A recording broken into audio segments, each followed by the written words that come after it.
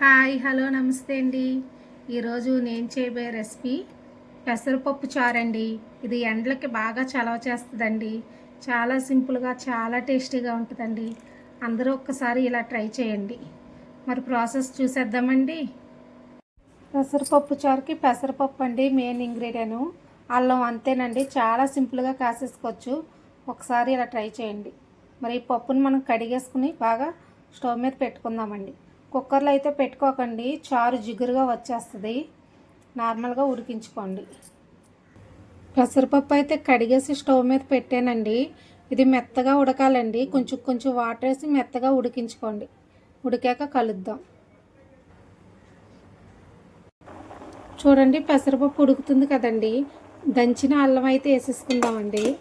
ఇంకా ఉడకాలండి. పప్పు అయితే ఇలా ఉడికింది, ఇంకా కొంచెం మెత్తగా ఉడకాలండి. ఒకసారి కలిపేసి కొంచెం వాటర్ వేసుకుందాం. పప్పు అయితే మెత్తగా ఉడికింది చూడండి. ఇలా ఉడకాలండి. కుక్కర్లో అయితే అసలు పెట్టకండి, జిగురుగా వచ్చేస్తుంది పప్పు. ఇప్పుడు వాటర్ అయితే వేసుకుందామండి. మన చిక్కదనానికి తగ్గట్టు వేసుకోండి. సరిపోతాయండి. మనం పసుపు అయితే వేసుకుందామండి. తగినంత ఉప్పు అండి. అంతే అండి. ఒకసారి కలుపుకొని బాగా మరగాలండి. పెసరచారు అన్నది బాగా మరిగితే, ఎంత మరిగితే అంత టేస్ట్ వస్తుందండి. పెసరపప్పు చారు అయితే మరుగుతుందండి, బాగా మరగాలండి. పెసరచారు బాగా మరిగింది చూడండి. ఎంత పెడితే ఎంత అవ్విందో. మనం దించేసుకుని పోపు అయితే వేసుకుందామండి. పోపుకి నూనె తాలింపు కన్నా నెయ్యి తాలింపు అయితే చాలా బాగుంటుందండి. నేనైతే నెయ్యి వేసేస్తున్నాను. నెయ్యి అయితే కాగిందండి. కొంచెం జీలకర్ర వేద్దాం. జీలకర్ర వేగుతుందండి. వెల్లుల్లిపాయలు వేద్దాం. వెల్లుల్లి కొంచెం వేగాలండి.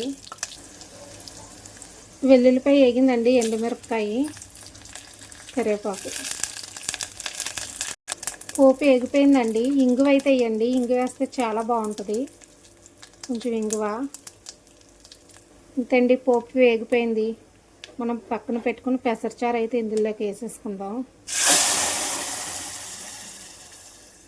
చారు అంతా ఇందులోకి వేసానండి పోపులోకి. ఇది ఒక్కసారి మరగాలండి. మరిగితే ఆ పోపు అన్నది దీంట్లోకి బాగా ఫ్లేవర్ అన్నది వస్తుందండి. ఫైనల్గా కొంచెం కొత్తిమీర వేసుకుందాం. ఒకసారి మరిగాక స్టవ్ ఆఫ్ చేసుకుందాం అండి. మరుగుతుందండి. స్టవ్ అయితే ఆఫ్ చేసేస్తున్నాను. వేడి వేడి పెసరచారు రెడీ అండి.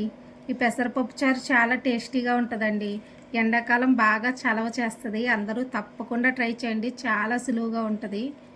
మా వీడియో నచ్చితే లైక్ చేయండి, షేర్ చేయండి, సబ్స్క్రైబ్ చేయండి. Bye bye.